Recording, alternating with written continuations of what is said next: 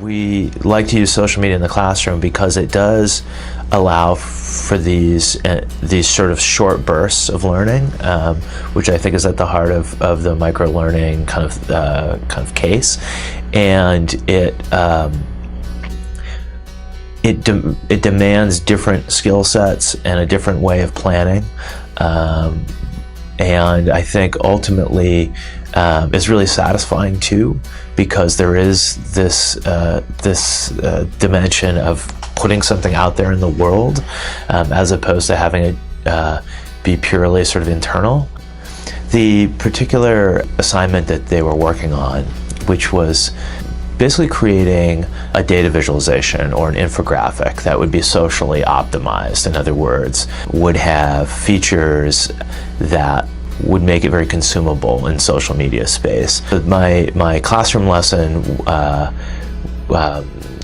around this sort of microlearning practice was create a socially optimized graphic and share it on Twitter.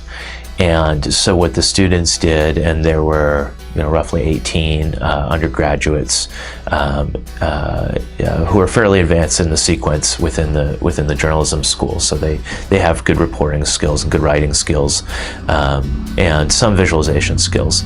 But they were asked to do that task within the classroom context.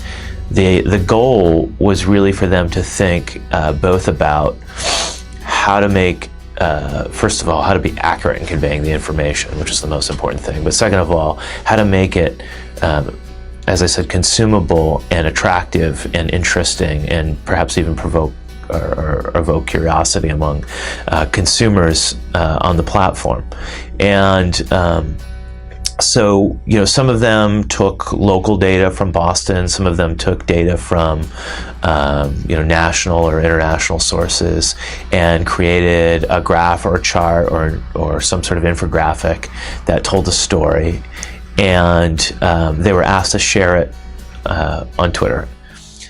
Another thing that we do is when we're doing readings or other sorts of intellectual tasks in the classroom, we'll often, assign a kind of hashtag for the class. And so people will tweet, for example, quotes or ideas that they found interesting, provocative, or they disagree with from the particular readings. And we'll ask others to engage around that. So, you can imagine a discussion board in, like a Blackboard or something like that. But you could also imagine having a very lively and robust discussion on a social media platform. And again, that has a performative element and it has a social dimension, which I really like. It also has a public dimension. So I think it really facilitates learning in a different way.